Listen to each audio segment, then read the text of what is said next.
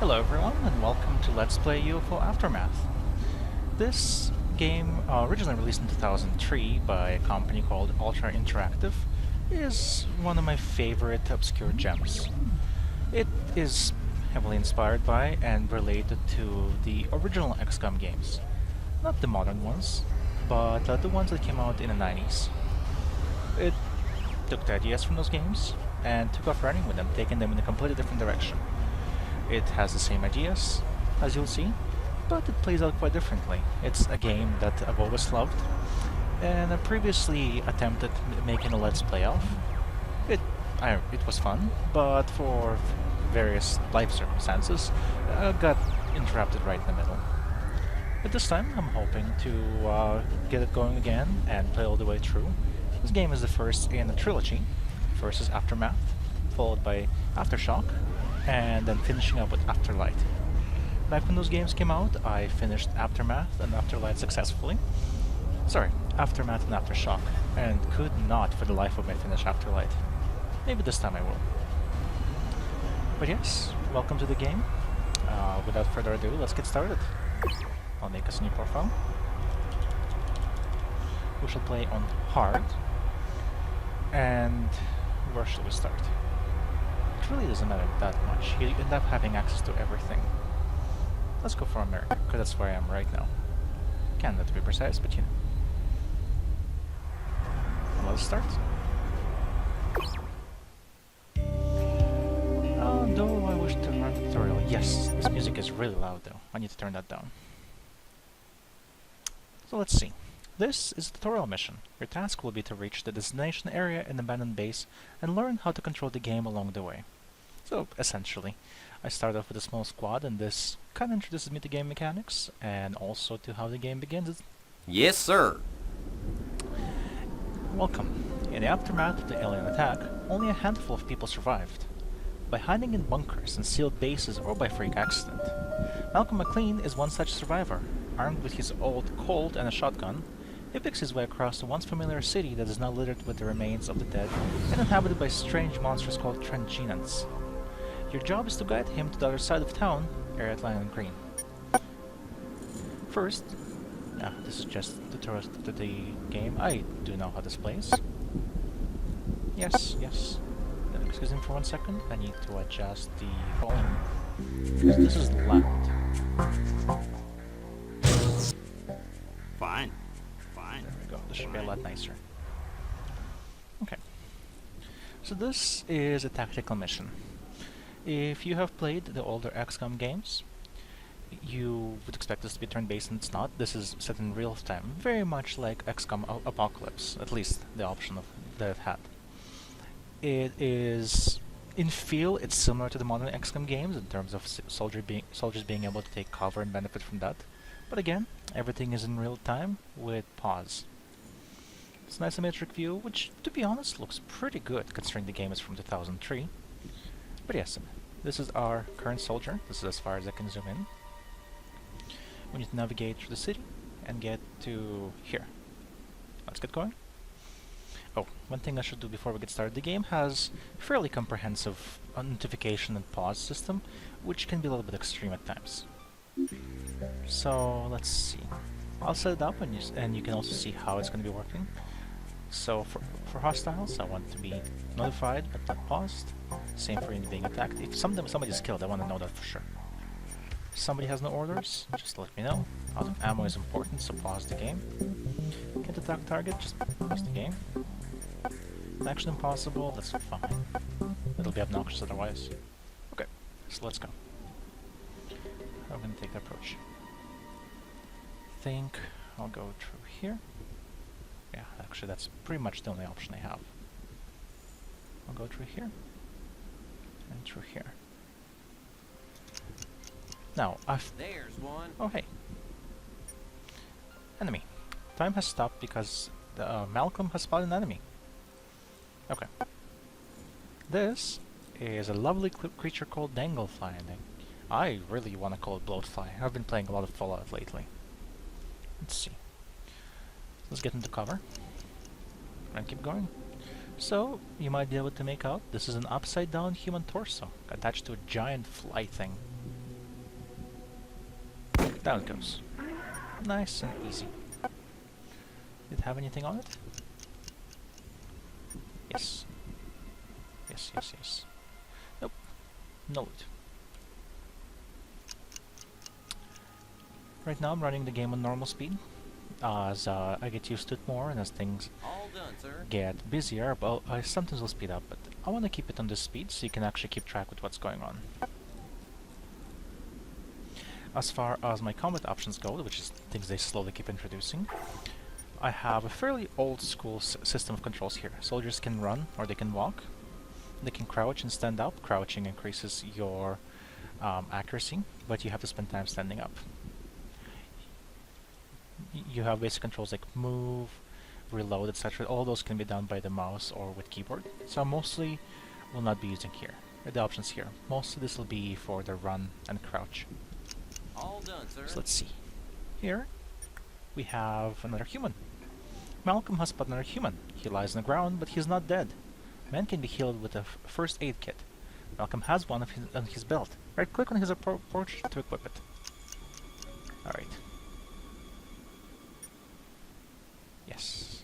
This is just talking how now we have a second soldier available to us. And this is a guy named Ryan. Let's see. Equip the medkit. Yes, I shall heal him. And this is one thing I like about this game that I kind of miss in the more modern iterations. Health is pretty universal and you can very easily heal people to full when necessary. Medkits themselves come with a charge, as you can see here. All done, sir.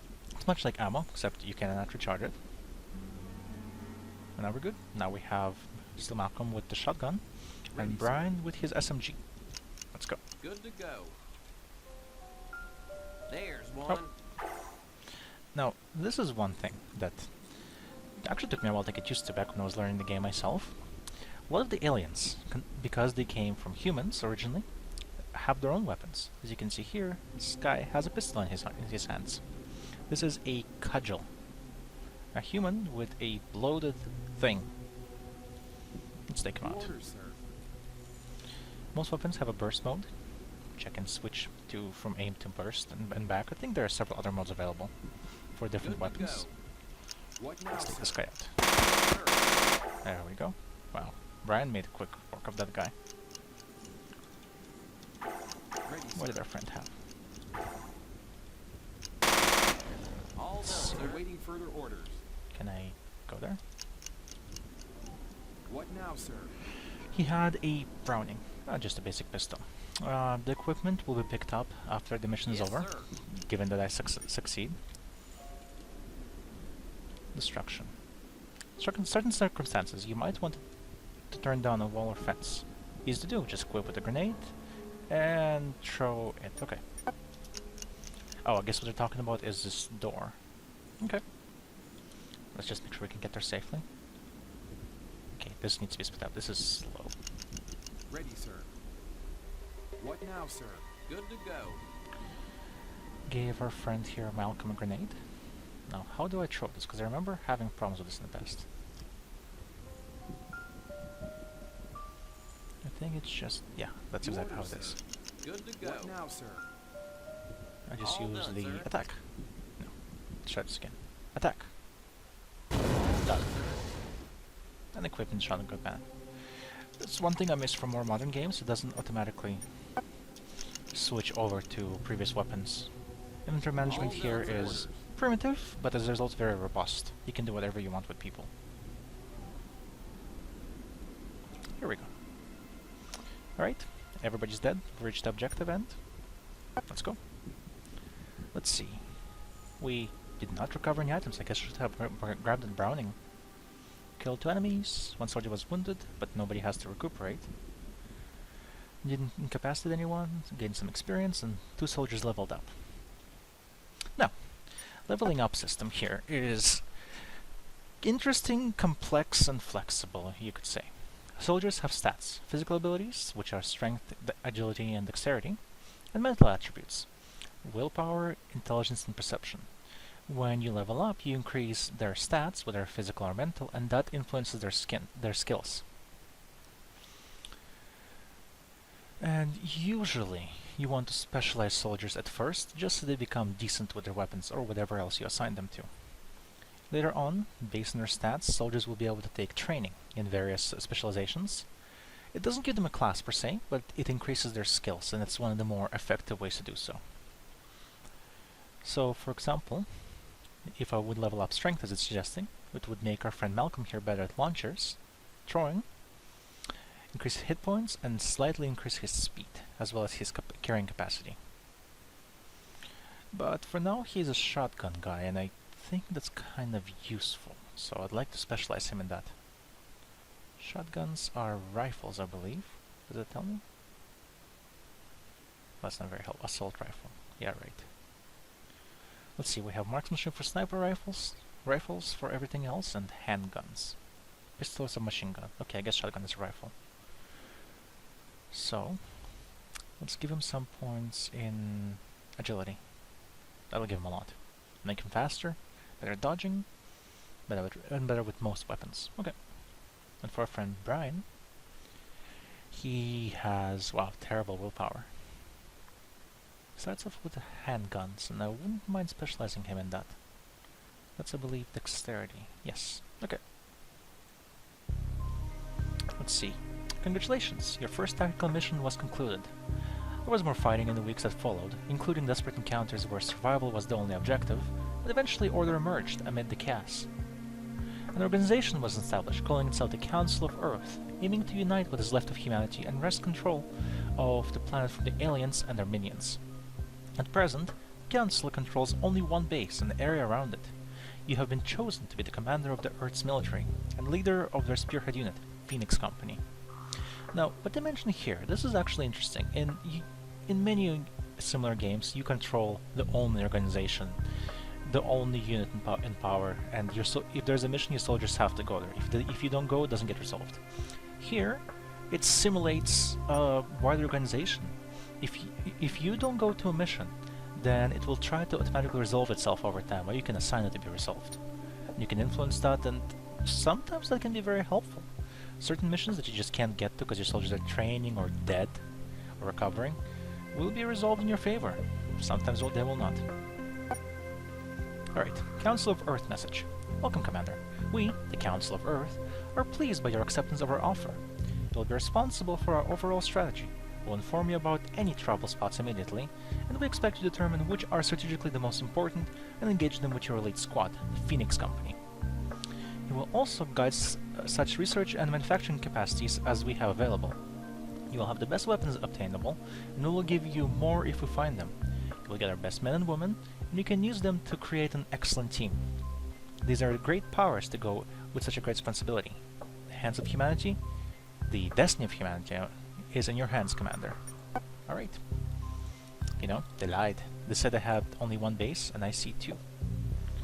So, bases in this game are essentially the backbone of the resources. As you conquer different locations, and you do end up conquering all or most of the Earth, as you can see here, each location comes with a military base. And bases can be specialized. You can have a military base, like this one here. The military bases provide interception, and they provide a resting spot for your soldiers. And you have research bases, which I don't have any right now, and that obviously provides research, and you have engineering bases which provide development. Now, development covers both the research of things to develop and the manufacturing itself. For example, this is the development screen, and while it's UFO detection development, it doesn't actually produce an item. This is a form of research in its own. It's a bit different, but it makes a little bit more sense. There are different specialties in research. And I don't think there's anything we can actually research here. Okay, if we had a research base, we could research Twilight and Fall. Most of the human race is gone. Unprecedented destruction has been wrought upon the planet. We must ask ourselves what happened, why it happened, and where we can go from here. But we don't need that just yet. UFO detection, which is something that I would like to do. We have reports of UFO sightings from the people on the ground, but they're invisible to our long-range radars. We have to develop a means of detecting these alien ships so that we can engage them. So, before we can even intercept anything, we need to be able to detect it, which makes enough sense. And that is what the geoscape looks like. As time advances, we'll receive more and more missions. Not just UFO missions, but mostly ground-based missions. Scouting, scavenging, territory control. You'll see for yourself. Do I need to do anything just yet? Squad. Oh, I have another person. Before I continue with that, we should kind of handle the equipment. Oh, I mentioned training. So those are the specializations soldiers can take, and a single soldier can actually take all of those. The way they work is, as long as you meet the prerequisites in the stats, you take training, and it increases all of those by whatever is specified there. So for example, a soldier would make one better with rifles, handguns, hit points, and speed. So it's a massive increase. Some of those overlap. For example, sniper training covers rifles, and so does soldier. And you don't actually get a double benefit. If you complete the sniper training, this one here will be grayed out, and you will not get that benefit. So there is some reduced efficacy to training as you continue, but in the end, they're all worthwhile. So Malcolm here is... oh wow. He's average with rifles and sniper rifles. However, because we're just a fledgling organization with very few resources, we have almost no weapons available. We have a Colt pistol, an Uzi submachine gun, a pump-action shotgun, and grenades, medkits, flares, and basic armor. Well, Malcolm here, he can carry things okay, even though he's 80% loaded already. Does not need a pistol. Okay, it's good. Let's see if he can wear some armor. Yes. And yes. The way the equipment works is, as long as you're under the 100% of their carry capacity, it does not affect them negatively. If you go over, for example, if I was gonna give him a bunch of shotguns, it decreases their speed. It goes to awful. The different armors have different resistances. So for example, clothing, as you would expect, pretty terrible. Tiny resistance to universal and hard, but surprisingly good resistance against warp damage. Warp damage is something you will see significantly later in the game. The light armor is much better for basic ballistics. So 35 soft and 15 universal. Those are what you usually meet in the early game. But less resistance to warp, and of course a helmet. So decreasing the load capacity does not help much with the movement. So there's no reason to try and stay at like 60% or anything like that. Alright, let's get everybody equipped. Friend Brian here has an Uzi. Let's see how that compares to pistol. So we're using it just as for single shot. 21 meters maximum range, but only 7 meters effective range. Pistol does have better effective range, but it doesn't have quite the same burst efficacy. Pistol can actually go into burst as well, which you don't see in many games. You know, considering that he's not that great at it, and we already have a close combat weapon, I think we'll give him a pistol to make him less terrible at killing things. Let's see. Lots of ammo. In my trial runs earlier, I actually found myself running out of pistol ammo pretty quickly, because a single clip has only 7 bullets, as you can see under capacity right here. And I want to make sure that does not happen here. Now flares. I've never actually used flares. Obviously they don't do damage, but they do provide light. I'll try them. Bring them up, just soldier. Oh whoa, I did not notice this. I went way overload. What's heavy? How much is this? Wait. Oh, I guess he can't carry the med. Okay. And we have a new recruit, Jean-Luc. Jean-Luc, what can you do? Good with rifles? You're terrible at medicine. By the way, how are those guys going? Malcolm is good with medicine. Brian is also good. Okay. Well, I shall give you... they're both handguns. I'll give you a shotgun for now. We need to do flanking when handling aliens because most of our weapons are close range. For now. It's gonna get much better in the future. I have to not forget how. Okay, this is our squad. We have Malcolm and Jean-Luc with shotgun and medkits, and Brian with the backup with pistols and flares. I'll give you more flares. Okay. So now, I just advance the time and wait for the next mission. But, that will be in the next one. Thank you for joining me for this first introduction episode, and I hope to see you soon.